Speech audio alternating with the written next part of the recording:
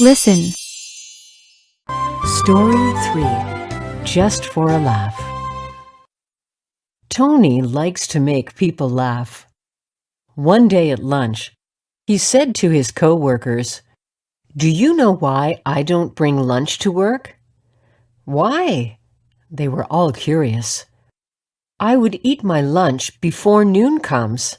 I just can't allow a sandwich in my sight." They all laughed. Maybe it was true.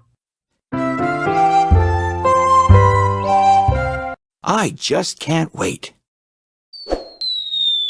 Read aloud.